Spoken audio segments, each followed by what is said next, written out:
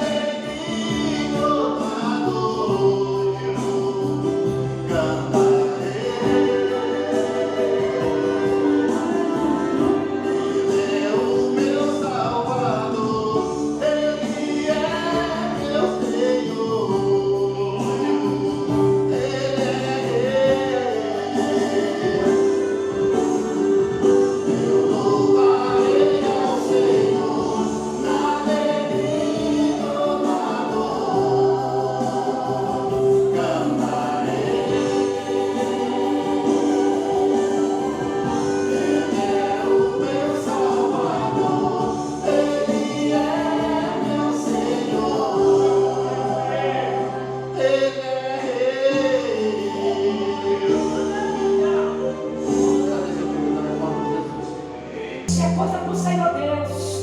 É o impossível que Ele vai agir. Adore, mesmo em meio às lutas, além de contemplar vocês, o Senhor escuta. Louve, mesmo que o vento assopre o teu rosto, causando sofrimento. Glorifique, exalte Deus e não te esquece, mas com providência Ele desce hoje aqui, hoje pra te ajudar.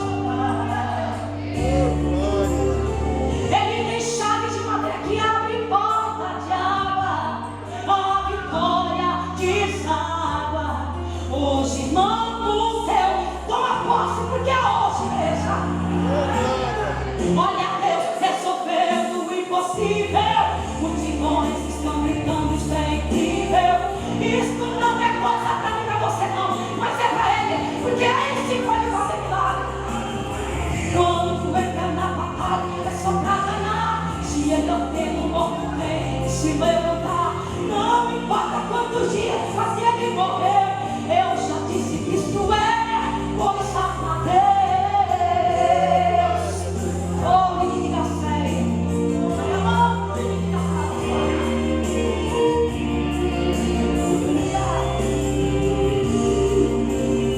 Glorifique, exalte Deus e não te esquece. Com providência desce hoje pra te ajudar. Ele tem chave de madeira que abre porta de água, mas a vitória deságua. Hoje, irmão do seu lar, oh Deus, olha Deus resolvendo o impossível. Multidões que estão gritando, isso é incrível. Isto não é coisa pra nenhum mortal, é só Deus que faz o impossível, igreja. Quando entra na batalha, só pra ganhar, se Ele ordena, aqui é da mar, aqui é da vento, eu ainda sou.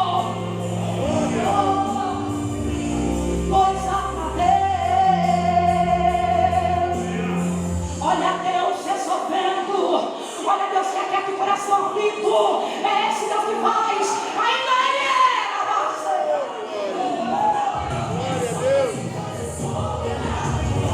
Quando entra na batalha, só pra ganhar, haveria alguma coisa que Ele não pudesse fazer, haveria algo impossível para Ele.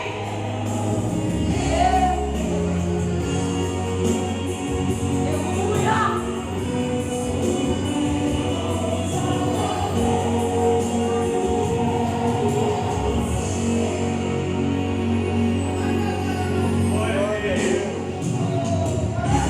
Lázaro vem para fora, Bartimeu, enxergue agora.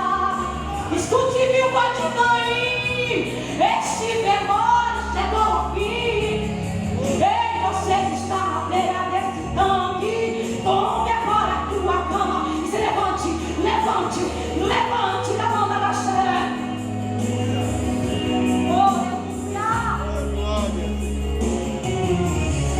O Senhor está curando, quem está glorificando. Deus está fazendo. Lá em Lucas 1:37, é no impossível que Ele faz. É onde o homem não pode chegar, aí Ele chega. Oh, menina, sai.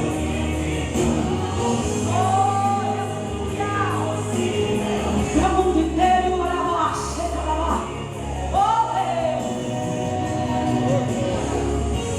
Isto é coisa pra Deus. Isto é coisa pra Deus. Isto é coisa pra Deus. Isto é coisa pra Deus. Isto é coisa pra Deus. Isto é coisa pra Ele, é só pra Ele. Isto é coisa pra Deus. Amém, Jesus. Amém. A paz do Senhor, igreja. Eu estava ali atrás, porque já sabia desse convite, e perguntava eu a Deus, o que poderia eu falar ou fazer sentir, que já não tenha sido dito ou feito sentir, através desses louvores que foram entoados aqui. Não é verdade? O Evangelho, ele não é crença, o Evangelho é uma verdade. Quando o irmão Paulo, mais o pastor, estavam aqui à frente cantando aquele lindo hino 578, que se refere a uma passagem bíblica também, igualmente bonita, onde diz que Jesus naquele dia, na praia de Genezaré, curou e ensinou durante todo o dia. E ao final do dia, precipitando a noite, ele dá uma ordem aos seus discípulos para que eles entrem no barco e vão para outra margem. E nesse momento, o texto diz e nos faz entender que aquela tempestade que encontrou com eles nas altas águas não era coisa de Deus. Mais uma vez, o inimigo intenta contra Jesus, porque ele viu que naquele momento, naquele dia, Jesus estava cansado e ele acreditou, agora eu vou vencê-lo. E o fez assim como fez naquele tempo em que Jesus caminhou por 40 dias e noite. E ao final desta caminhada, ele com muita fome e muita sede, e nós entendemos que nesse momento a nossa mente está vulnerável. O inimigo vai até ele para tentar vencê-lo, e ele foi envergonhado. E nesse dia, irmão Paulo, essa palavra é para o Senhor. Deus me convence que é para o Senhor, porque enquanto o Senhor cantava, ele dizia que assim como Jesus venceu e envergonhou o inimigo, ele vai fazer isso na vida do Senhor. Mas tudo isso depende do tanto que o Senhor crer naquilo que é dito dentro desta igreja. Porque não há nada mais bonito nesta igreja que não seja a presença de Deus. Nada nos traz aqui que não seja buscar de Deus esta palavra que tão importante é para as nossas vidas, não é verdade? A palavra diz assim: vinde a mim como estás. Gramaticamente falando, o verbo estar se refere a tudo aquilo que é passageiro. E ao contrário do verbo estar, obrigado, amado, vem o verbo ser, que se refere àquilo que é para sempre. Eu sou o verdadeiro eu sou. Eu sou, tu és. Eu estou, tu estás. Esta palavra para mim é muito importante, porque Deus diz no meu coração: você não é um derrotado, você está derrotado. Vinde a mim que eu te dou vitória. Você não é um doente, um dependente. Você está doente, você está dependente. Vinde a mim que eu te liberto. Você não é um fraco, você está fraco. Vinde a mim que eu lhe dou força. Você não é um perdido, você está perdido. Vinde a mim que eu te salvo. É tão tremendo. O Evangelho não é uma crença, ele é uma verdade. Há mais de 2 décadas atrás, ele permitiu que situações acontecessem na vida de um homem, e Deus sabe melhor do que ninguém extrair de mim, extrair de você aquilo que você precisa apresentar diante dele, porque ele trouxe você aqui. Se ele o fez, é porque ele tem um propósito na sua vida. Deus não erra, Deus não tem tempo a perder. Então lapidaria ele uma pedra bruta, sabendo que ela não daria em nada? Não. Os acontecimentos que foram acometidos na vida desse homem fez com que ele fosse levado a fazer um propósito com Deus. E é diante desse propósito que ele fez que temos nós a oportunidade de estarmos aqui. Está vendo? Muitas vezes as provas, os desertos que nós passamos, nem é por nossa causa, nem é por nós, mas é para Deus agir através de nós. O nosso pastor passou por tudo isso e ele nos dá essa tremenda oportunidade. E nesta oportunidade temos nós, cada um de nós, se entendermos a peculiaridade desse momento, se entendemos que esse aqui é o momento mais importante da minha vida, de ver o reino de Deus no nosso meio.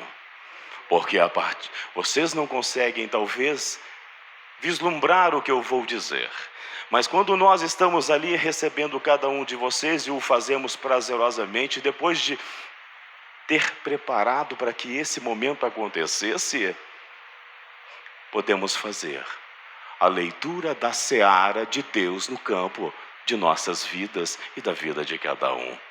A prosperidade que Deus permitiu alcançar aquele que precisava de prosperidade. A cura que Deus permitiu chegar à vida daquele que precisava de cura. Esse é o trigo que é semeado em nossa seara. Esse é a manifestação do reino de Deus em nossas vidas. Deus não trouxe e não nos traz aqui somente para que nós ouçamos a palavra dele e para que a gente vá embora do jeito que a gente entrou. A levita cantou algo e que nós temos o costume de ouvir aqui, que hoje é o dia, é hoje. Hoje o gigante das suas vidas serão derrubados, serão envergonhados. Veja vocês, a coerência de Deus. Primeiro começou no hino entoado pelo irmão Paulo, que fala do envergonhamento do inimigo quando acreditou que Jesus, quando dormia no barco, estava vulnerável. E muitas vezes o nosso pastor, em suas ministrações, diz uma coisa que é tremenda, e isso é comum dele. Ele não gosta que fala disso. Será que eu devo ficar de costas para ele? Não vou ficar não merece. Ele diz que o Jesus homem dormia, mas o Jesus Deus estava acordado. E quando aquelas orgulhosas águas se levantaram e começaram a debater contra a embarcação, ele simplesmente se levantou, sereno. Veja vocês, que o texto diz que ele se encontrava cansado e com fome. Ele se levantou sereno no meio de uma noite escura, barulhenta, tomada de trovões, e disse: água, aquieta-te, vento, cala-te. Tremendo. O evangelho não é mentira, não é crença. O evangelho é verdade. Mas tudo isso só vai se manifestar na minha vida se eu não negligenciar a oportunidade que Deus me dá, mais uma vez, me trazendo aqui na sua casa, porque Ele habita, Ele está andando no nosso meio. A oportunidade de permitir que Ele se manifeste em mim. A palavra diz: a vida que você leva não é sua, a sua vida está escondida com Cristo em Deus. E quando o Cristo que há em você se manifestar, a sua vida se manifestará. Que tremendo! O que poderia eu dizer ou fazer sentir que já não tenha sido acometido pelo entendimento de cada um e também os seus corações? Esta reunião não foi feita para mim, nem para o pastor. Esta reunião foi feita para nós.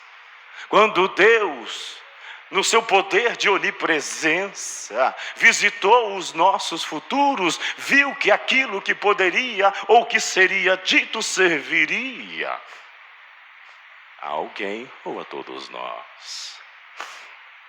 É bonito ver que cada um de nós largamos ou deixamos o conforto do nosso lar para vir até aqui. E é confrontante, veja que não é Deus nos enfrentando, é Deus nos confrontando, porque sabemos que o Evangelho é uma verdade e nem sempre ouvir a verdade é algo tão agradável. Mas está escrito: a minha verdade vos libertará. É libertador. É um carinho de Deus quando eu estou aí, quando eu estou presente aqui e ouço uma palavra que seja de reprovação, que seja de denúncia. Glórias a Deus. Porque se aquilo desceu ao meu coração e eu entendi aquilo como uma reprovação, significa que existe algo em mim que precisa ser deixado de lado. Porque se não for deixado de lado, é como se Jesus estivesse dizendo: ei, deixa isso de lado, porque eu quero me manifestar em você. E esta tua atitude eu condeno. Parabéns a todos nós que nos permitimos a cada manhã Cristo se manifestar em nós, porque isso é o cristianismo, isso é ser cristão, isso é se propor, é ouvir e aceitar aquilo que Deus quer fazer da sua vida. E eu estou aqui para dar continuidade a uma ministração que tem acontecido dentro desta igreja, que diz que Deus não erra. Vocês já conseguiram entender quando na vida de um homem fez o que fez para levá-lo a fazer o que foi feito, dando a cada um de nós esta rica oportunidade. Creia, não é perder tempo. Mas eu também não sou ingênuo. Vivemos em uma sociedade onde as pessoas são mais reativas do que reflexivas.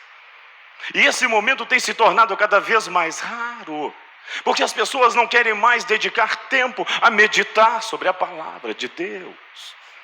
As pessoas estão propensas a uma reação, a um imediatismo, que muitas das vezes é uma coisa agressiva para todos nós. E isso tem nos tornado pessoas rasas. E isso tem feito de muitos ministérios rasos. Um dia eu ouvi uma frase, e a frase dizia que o número de igreja crescia como os oceanos, mas há uma profundidade de uma piscina. Naquele momento, eu falei: Senhor, não faça isso comigo. E todos somos carentes da graça de Deus. Deus quer a minha sinceridade. Eu não posso, mas sirvo a um Deus que pode. Eu não consigo, mas eu sirvo a um Deus que consegue. Eu não estou aqui para brincar, porque o Deus que eu sirvo não tem tempo para perder. E de maneira nenhuma é a intenção dele fazer com que você venha aqui e perca seu tempo.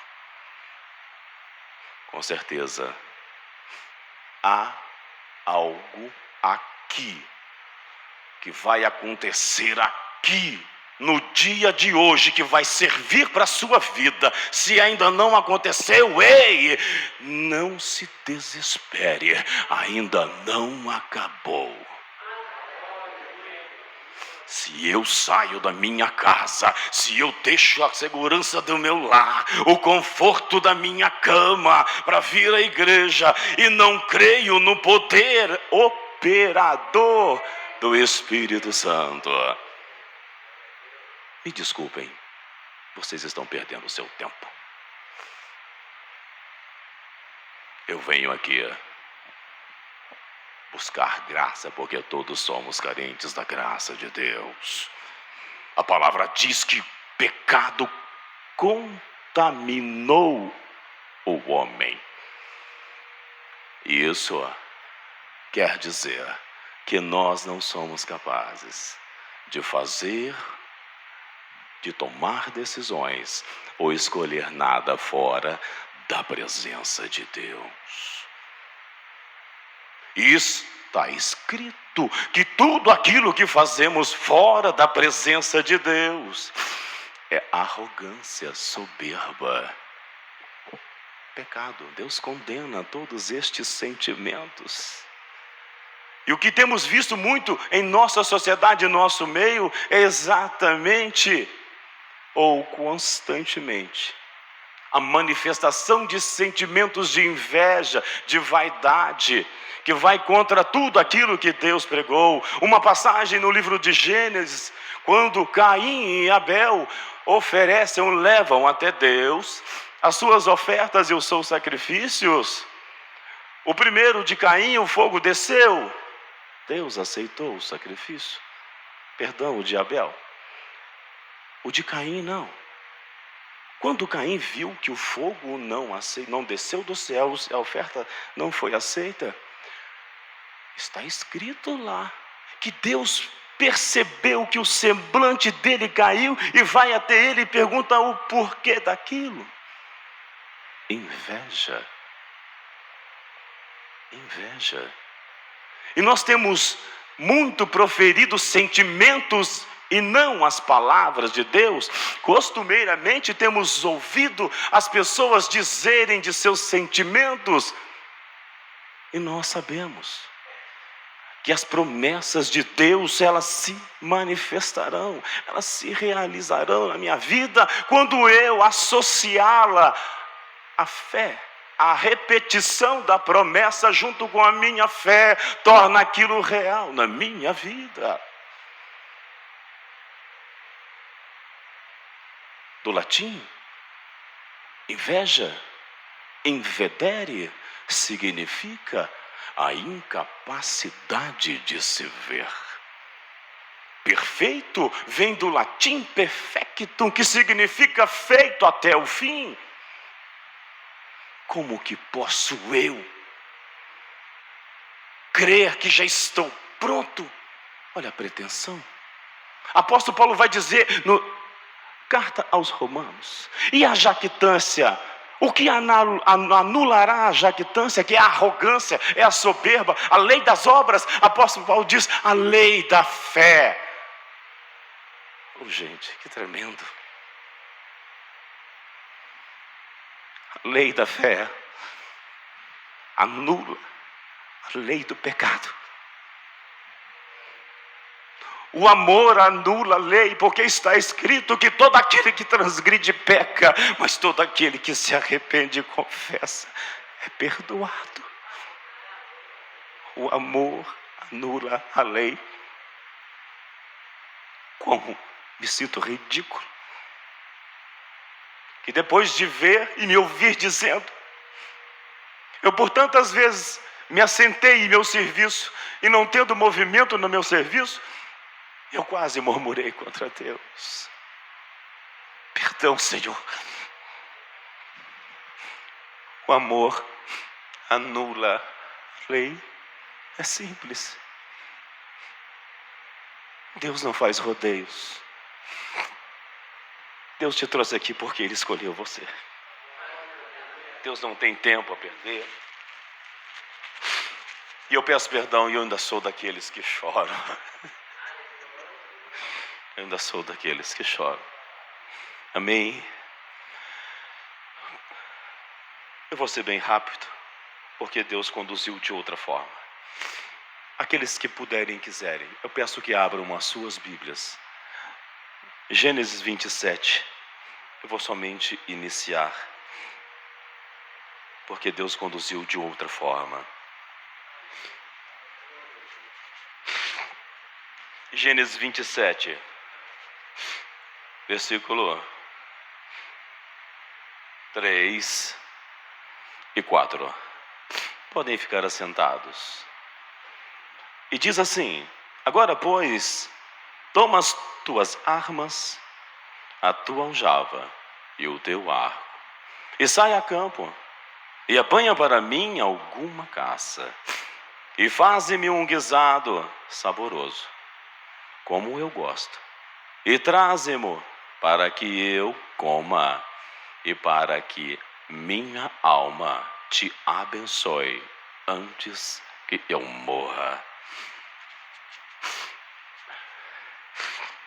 O texto diz que o Abraão, agora já velho, prestes a morrer,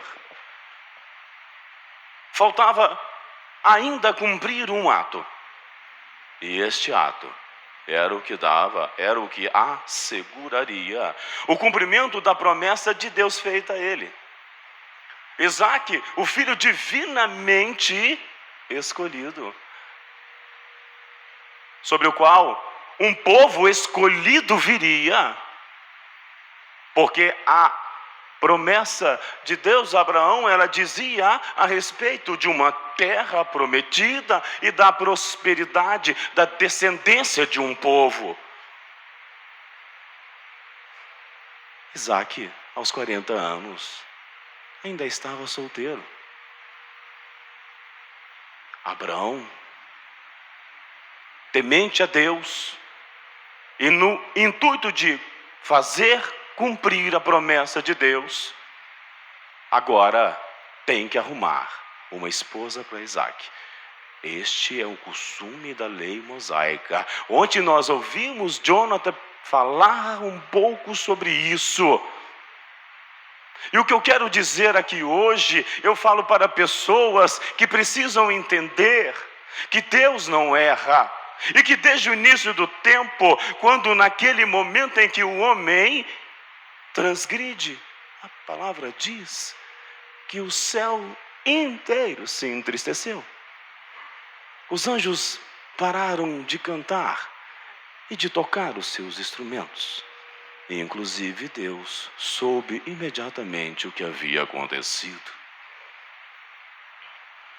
E após um tempo, depois de Deus descer à terra e amaldiçoar a serpente, a mulher e o homem, ele retorna aos céus e o filho vê aquela tristeza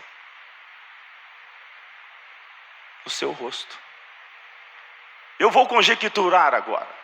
A palavra diz que depois de eles fazerem ou terem uma conversação a portas fechadas, Jesus sai, como sempre, sereno, feliz. E os anjos estavam lá fora na expectativa e perguntaram o que havia acontecido quando ficaram sabendo que naquela reunião Jesus disse assim: envia-me a mim como cordeiro substituto.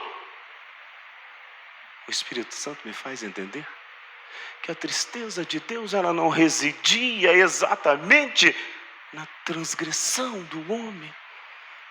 Deus sabe de todas as coisas. Apóstolo Paulo diz que o pecado apenas entrou no mundo. E naquele momento Deus sabia que o Filho era o único que poderia ser o substituto verdadeiro.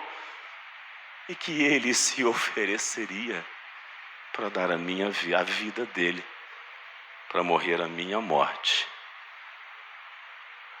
para tomar sobre si o meu pecado. Será que Deus erra? Será que você tem razão quando naqueles momentos de aflição, porque nós somos assim, quando nós, nas nossas muitas aflições, envolvidos em nossas muitas pressas, porque hoje nós temos que tomar decisões o tempo todo, temos que fazer escolhas o tempo todo, e não queremos admitir que todas as vezes que eu faço uma escolha, todas as vezes que eu tomo uma decisão, perco alguma coisa.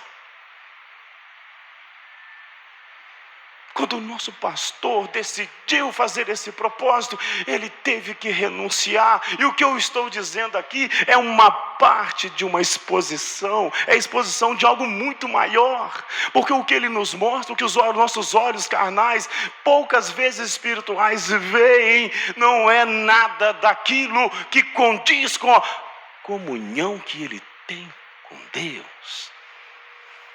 Ele teve que renunciar. Ele perdeu. E nós não entendemos. Às vezes, só murmuramos, só reclamamos. Mas o texto vai continuar e vai dizer que Abraão, temente a Deus, não fazia nada sem antes consultar a Deus. E ele vai para a presença de Deus para saber a respeito. E depois de ter a resposta, ele chama o seu servo mais fiel. E junto com ele faz um juramento, pede a ele que faça um juramento para buscar uma esposa para Isaque. Por que teve que haver o juramento? Porque havia um decreto? Não. Havia um concerto de Deus com Abraão, impedindo que os seus se desse a casamento misto. E o povo de Canaã eram dados à adoração de outros deuses. A palavra diz que no caráter de Isaque estava o caráter de Abraão, temente, responsável e ainda mais dócil e gentil. Qualidades essas que perturbavam Abraão, porque ele sabia que se Isaque agora se unisse a uma mulher que adorasse a outros deuses, ele poderia sacrificar ou pôr em risco os seus princípios cristãos em prol da harmonia do lar, e isso poderia gerar uma apostasia. Veja que tremendo! Deus o tempo todo se preocupou com descendência e posteridade. A promessa que feita a Abraão, ela falava disso, e desde então Deus tem forjado o caráter desta linhagem, que é a linhagem de Cristo. Porque no momento em que Jesus disse envia-me a mim, Deus entendeu que precisava haver uma linhagem. E Deus se comprometeu com isso. A gente vê que de Adão veio Sete. De Sete veio Enoque. De Enoque, Matusalém. De Matusalém, Noé. De Noé veio Sem. De Sem veio Abraão. De Abraão, Isaque. De Isaque, Jacó. De Jacó, José. Olha a linhagem. Em todos eles, Deus preparou os seus corações. Deus me faz entender que você é o escolhido. Que é sobre você que está a vontade, a preeminência, a excelência da vontade de Deus. Quando Ele lá de cima olhou ao círculo que eu pertenço, ao círculo de amizades que você pertence, à sua vizinhança, no seu trabalho, quer seja aonde você esteja, é você que Ele escolheu, é no seu coração que Ele viu a força que Ele precisa. Porque a palavra diz, ide pregai o meu evangelho a toda a criatura. A palavra diz que todo aquele que crê, recebe. Ela não falou os ricos, os pobres, os negros, os brancos, não. Ela disse, todo aquele que crê, recebe.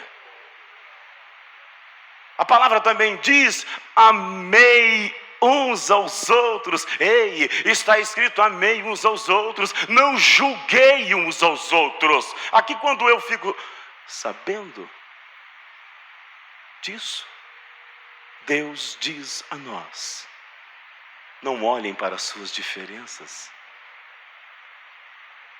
Isso não me importa, se amem.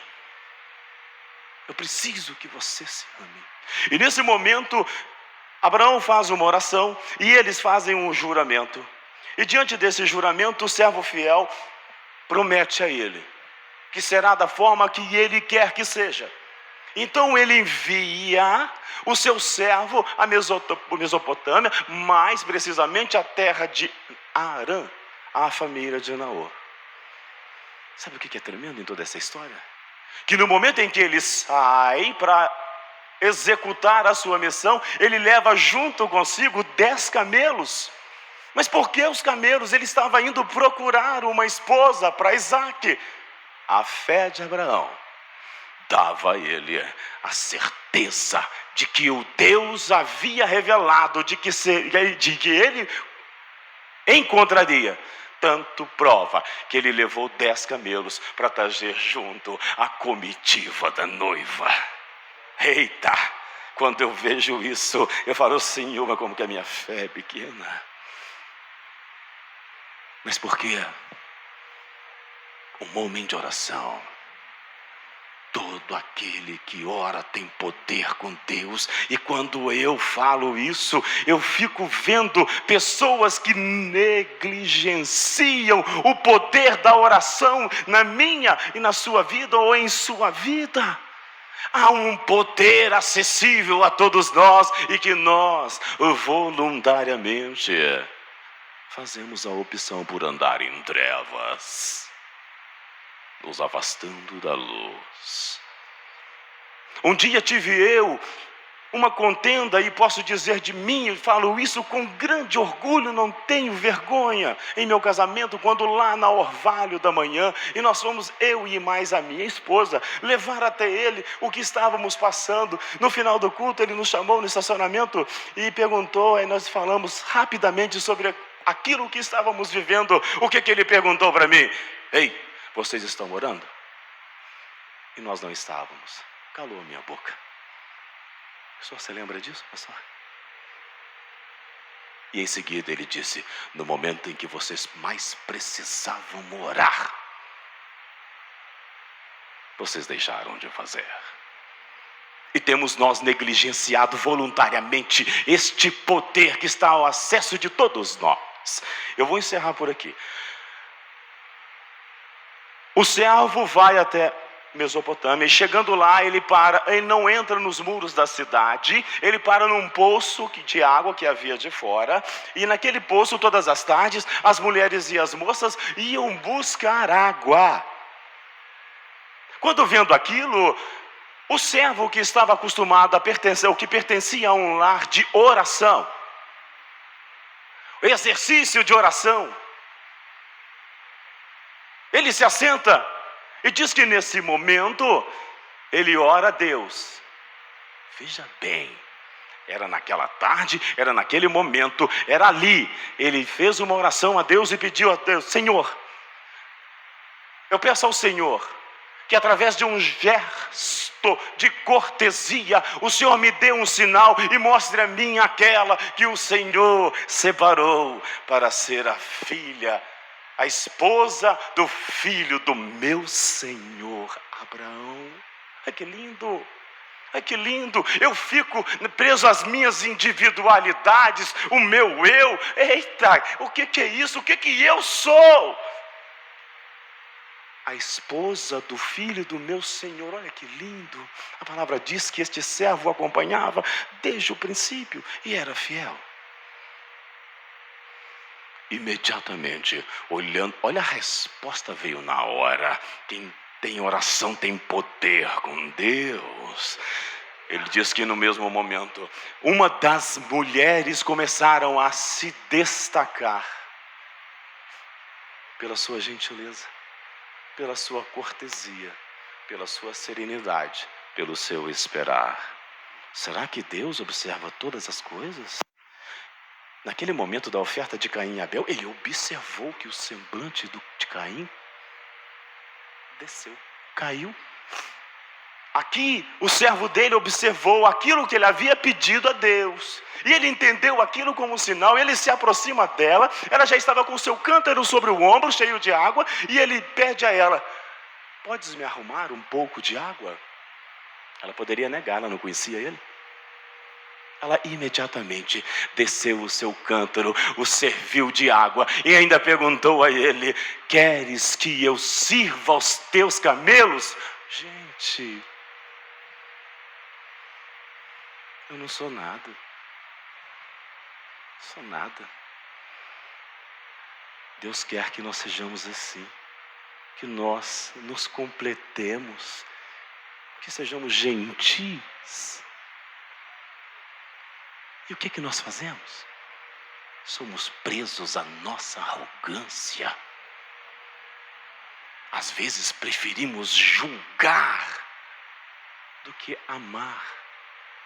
O ministério do nosso pastor é um ministério tão especial. As coisas que acontecem aqui dentro, nem todos notam. Mas ele por muitas vezes dá a cara dele a tapa, contrariando toda a doutrina. Sabe por quê? Porque ele entende que a igreja foi feita para abraçar e não para afastar a pessoa. A igreja acolhe porque a igreja é a representação de Deus, assim como eu sou a legalidade do Espírito Santo na terra. Porque a palavra diz que a palavra é Espírito, que Deus é Espírito, que eu sou Espírito, possuo uma alma e habito em um corpo. Eu sou Espírito, eu tenho uma alma e habito em um corpo, então eu sou a legalidade do Espírito Santo na terra. E muitas vezes, esse ministério que eu não me canso de falar, que é do céu, não pertence à terra, tem colocado a sua reputação na frente para me acolher, porque eu também sou falho. Você acha que é só os outros? Eu também sou pecador, eu também falo e faço coisas que ele reprova, mas ele tem uma coisa que é muito difícil de alcançar. E um dia eu perguntei para ele o que eu deveria fazer, ele me deu uma resposta que tornou a coisa realmente difícil. Falei: pastor, fruto do Espírito, toda tradução traz uma sequência, a sequência a respeito é a mesma. E o último é domínio próprio. O que eu faço para adquirir domínio próprio? Eu acho tremendo no pastor que ele é como Jesus Cristo. Me perdoa, pastor, ele não tem tempo para rodeios. Ele disse: é preciso amar o próximo. Naquele momento eu senti que não foi a carne que me revelou, mas foi o Espírito, porque Ele sabe que eu tenho trabalhado, eu tenho que trabalhar isso, eu assumo, eu não tenho vergonha, porque a restauração é um processo vitalício na vida de cada um de nós. Eu vou encerrar aqui a metade da coisa, da ministração. O servo fiel viu aquela mulher e entendeu que aquela cortesia, que aquela gentileza era o sinal. E ele diz a ela o que ele fazia a ele: esta mulher leva ele até a sua casa. Quem era esta mulher? Filha de Betuel, sobrinho de Abraão, irmã de Labão. Esta é Rebeca, a esposa de Isaque. E o texto que eu li, ele vai falar de Jacó e de Esaú, os filhos de Rebeca e de Isaque. Mas nesse momento eu preciso devolver ao pastor a direção do trabalho. Mas que fique a mensagem: a fé é que vai permitir. No dia de hoje, eu não quero mais protelar as transformações que eu tanto necessito para a minha vida. Eu não quero deixar para amanhã. Eu quero que aconteça hoje. É a fé que vai permitir que você permita, que vai dar condição, que você permita que Jesus se manifeste em você. E se Ele assim o fizer, tudo será diferente. O texto diz que aquela mulher, ela caiu consciente do que ela havia adquirido, do que ela havia alcançado. Eu falo daquela mulher do fluxo de mais de uma década.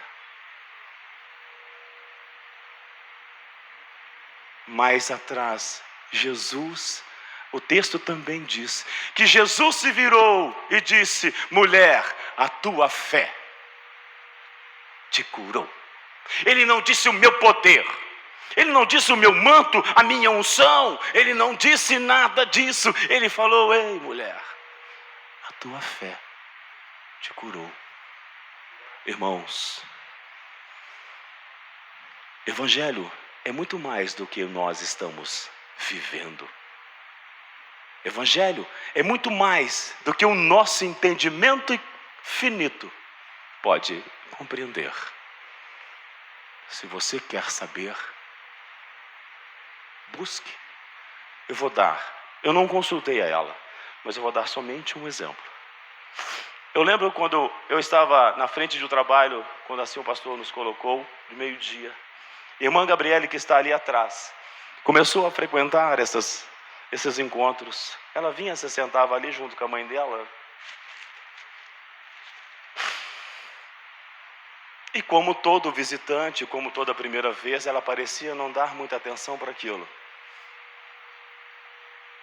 Olhem para ela hoje. Domingo ela pegou esse microfone para trazer um louvor.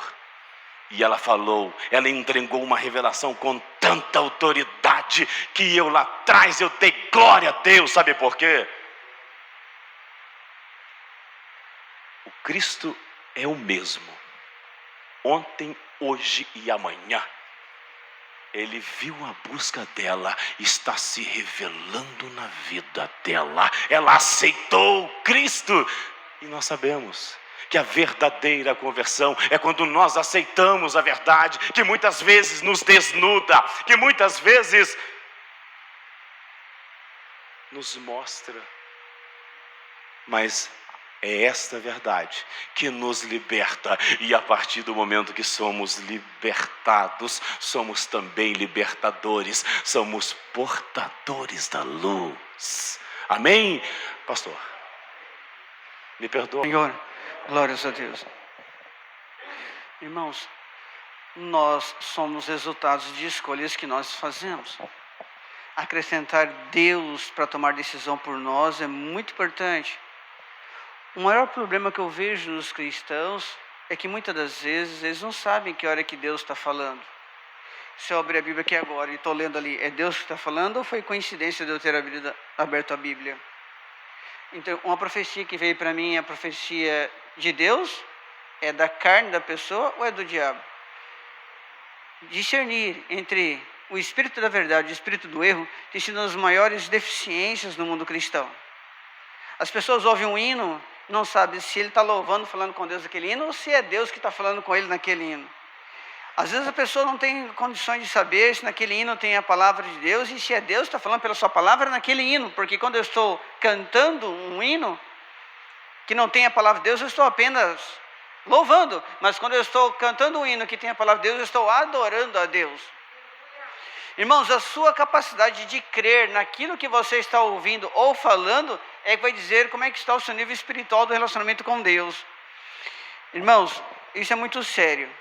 Quando você reconhece que Deus está naquele negócio, naquela palavra, naquele louvor, e você não abre mão disso, aquilo passa a se manifestar em você. Porque está escrito em João 14, 21. Aquele que tem os meus mandamentos e os guarda, este é o que me ama. Aquele que me ama será amado do meu Pai. E eu amarei, me manifestarei a Ele. Então quando você vê um milagre acontecendo, é manifestação do poder da presença do Senhor. Essa manifestação depende de quanto você tem. Então se é promessa, se é palavra, Deus falou aquilo. Irmãos, a fidelidade de um servo de Abraão fez com que o filho dele se casasse corretamente, conforme a vontade de Deus.